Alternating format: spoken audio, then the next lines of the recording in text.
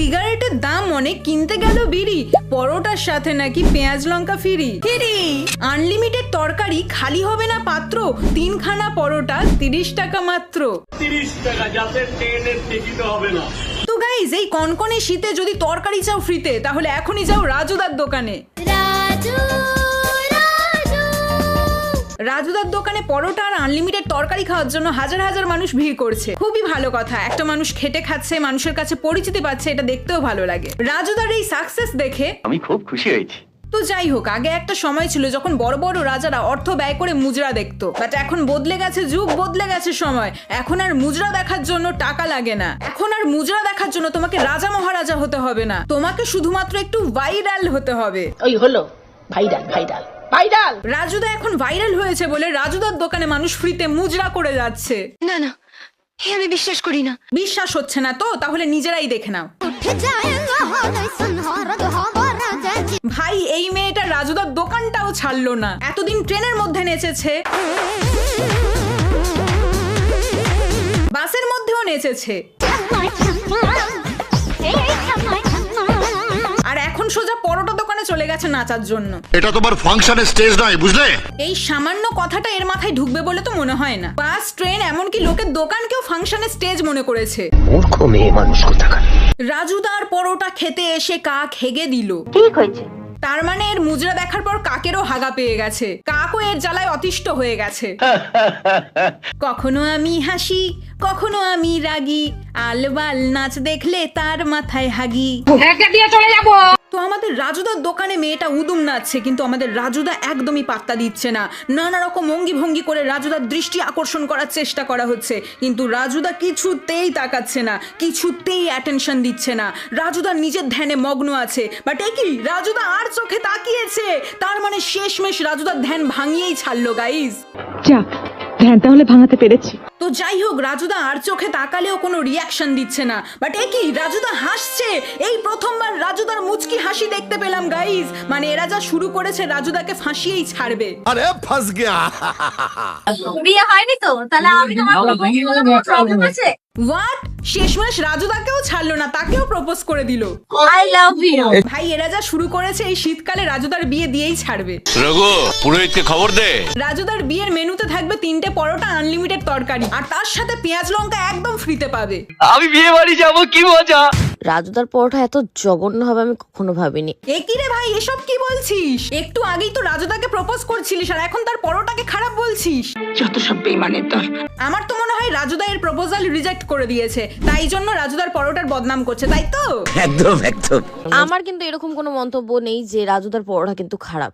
দোগলাবাজি হচ্ছে, একটু আগেই তো বললি। রাজুদার পরোটা এত জঘন্য হবে আমি কখনো ভাবিনি। এই কথাটা তাহলে কে বললো? এখানে এই মন্তব্যগুলো কিন্তু আর রাজুদার আশেপাশে যেসব দোকান ছিল তাদেরই মন্তব্য।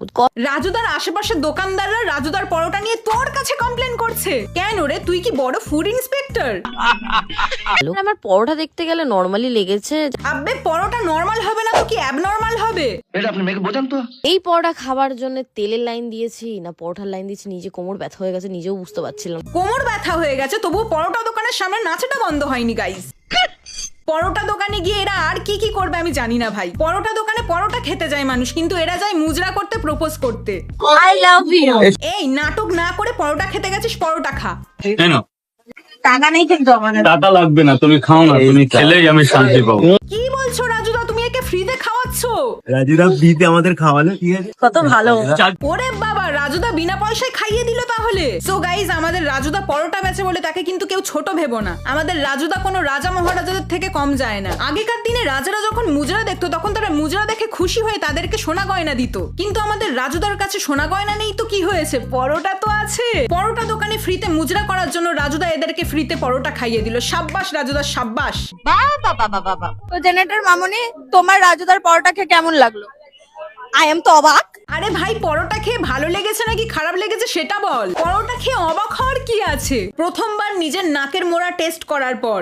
আই এম তো অবাক। শীতকালে পরপর 2 সপ্তাহ স্নান না করে গায়ের গন্ধ শোকার পর। আই এম তো অবাক। শীতকালে মূলো খেয়ে পেঁদে ফেলার পর। আই এম তো অবাক। তো যাই হোক, রাজুদা ফ্রিতে পরোটা খাইয়ে দোকানের সামনে নাচার সুযোগ করে দেওয়ার পর প্রথম খাবারটা আমার খুবই ভালো লেগেছিল। তারপর তারপর দ্বিতীয়বার খাবার চাইতে গেলে রাজুদা যখন টাকা নেয়, কিন্তু তারপরে সয়াবিনের তরকারিটা আমার ভালো লাগে সত্যি। তার মানে নিশ্চয়ই সয়াবিনের ডেকচির সামনে রাজুদা নাচতে দেয়নি, ওই জন্যই সয়াবিনের তরকারি ভালো লাগেনি, তাই তো? কি বিচ্ছু কি বিচ্ছু। তো যাই হোক, অনেকেই রাজুদাকে অহংকারী বলছে। এটা শোনার পর সবাই বলছে রাজুদার নাকি অহংকার বেড়ে গেছে, কিন্তু এই ভিডিও না করতে দেওয়ার পেছনের আসল রহস্যটা কেউ জানে না। আসলে এই ক্যামেরাম্যান গুলো জ্বালায় রাজুদা ভালো করে চুলকাতেও পারে না গাইস, চুলকাতে গেলেই ভিডিও বানিয়ে ছেড়ে দিচ্ছে। এই ভিডিওর নিচের কমেন্ট গুলো জাস্ট দেখো। কোথায় হাত দিচ্ছে দেখছেন কেউ? কোথায় হাত দিয়েছে দিদি? রাজুদা কি তোমাদের জ্বালায় একটু চুলকাতেও পারবে না? কি জ্বালা রে ভাই! আলিয়া ভাট অত বড় অ্যাক্ট্রেস হয়ে সে যদি পেছনে হাত দিয়ে চুলকাতে পারে, তাহলে আমাদের রাজুদা কেন পারবে না? তো রাজুদা চিন্তা করো না, আমরা সবাই তোমার পাশে আছি, তোমার চুলকানোর স্বাধীনতা কেউ কেড়ে নিতে পারবে না। দাদার হাতটা পেছনে নিয়ে কি করলো তুমি দেখোনি শোনা? চুলকানি পেলে একটু শান্তিতে চুলকাতেও পারবে না মানুষটা? সে তার নিজের হাত দিয়ে নিজের পেছন চুলকাচ্ছে, এখন চুলকানোর জন্য লোক ভাড়া করবে নাকি ভাই? দেখো ভাই, যেখানে খুশি চুলকা, কিন্তু চুলকে হাত ধুয়ে নিলেই তো হলো, এবার শান্তিতে চুলকাতে দে তাকে। সবকিছু ক্যামেরায় ক্যাপচার করে নিচ্ছে, এই জন্যই রাজুদা রেগে যায়। হোয়াট? বাংলাদেশ থেকে জার্নি করে কলকাতায় এসেছে শুধুমাত্র রাজুদার পরোটা খাওয়ার জন্য? রাজুদার পরোটা এতটাই ফেমাস হয়ে গেছে যে বহুদূর থেকে মানুষ ছুটে আসছে শুধুমাত্র রাজুদার হাতের পরোটা খাওয়ার জন্য। আমাদের রাজুদা কিন্তু বড় বড় রেস্টুরেন্টকেও ফেল করিয়ে দিয়েছে, এখন সবার মুখে একটাই কথা, পকেট পরোটা। রাজুদার পকেট পরোটা খাওয়ার জন্য লোকজন ভোর 3-4 থেকে লাইন দেয়। सो गाइस, आज हम लोग आए थे सुबह सुबह राजूदा के इधर, और देख सकते हो भाई अभी तक राजूदा नहीं है, लेकिन राजूदा के लिए लाइन देख सकते हो भाई कितना लंबा चौड़ा, मतलब মানে রাজুদা এখনো দোকানে আসেনি, এখনো ভোরের আলো ফোটেনি, তার আগে থেকেই এত ভিড়। इधर से लाइन शुरू होता है और खत्म का होता है ये पता नहीं भाई। রাজুদার দোকানে এত ভিড় দেখে তোমরা হয়তো ভাবছো এখানে সবাই পরোটা খাওয়ার জন্য ভিড় করেছে, তাই তো? হ্যাঁ। বাট না, এখানে এত ভোরবেলা থেকে যারা লাইন দিয়েছে তাদের মধ্যে বেশিরভাগই ফুড ব্লগার। দেখো, শুধুমাত্র পরোটা খাওয়ার জন্য লাইন দিলে দোকানদারের দোকানদারি করতে কোনো প্রবলেম হতো না, বাট এখানে রাজুদাকে দোকানদারিও করতে হচ্ছে, আর তার সাথে ফুড ব্লগারদের নানান প্রশ্নের উত্তরও দিতে হচ্ছে। আমি তোমার দুটো পা ধরছি দাদা, আমাকে একটু বেচা কেনাটা করতে দাও দাদা। রাজুদা এখন টাফ সিচুয়েশনের মধ্যে দিয়ে যাচ্ছে। সে যদি পরোটা বেচা ইগনোর করে শুধুমাত্র ফুড ব্লগারদেরকে প্রাধান্য দেয়, তাহলে তার ডেইলি কাস্টমার পরোটা না পেয়ে বিরক্ত হয়ে যাবে। আবার রাজুদা যদি শুধুমাত্র পরোটা বিক্রির দিকে কনসেন্ট্রেট করে, তখন ফুড ব্লগাররা রাগ করে তার নামে উল্টো পাল্টা রটাবে। সো রাজুদা এখন বুঝতে পারছে না সে বেচা কেনা করবে নাকি ফুড ব্লগারদেরকে এন্টারটেইন করবে। আমি বারবার বলছি যে আমার ডিশটা বাচ্চা।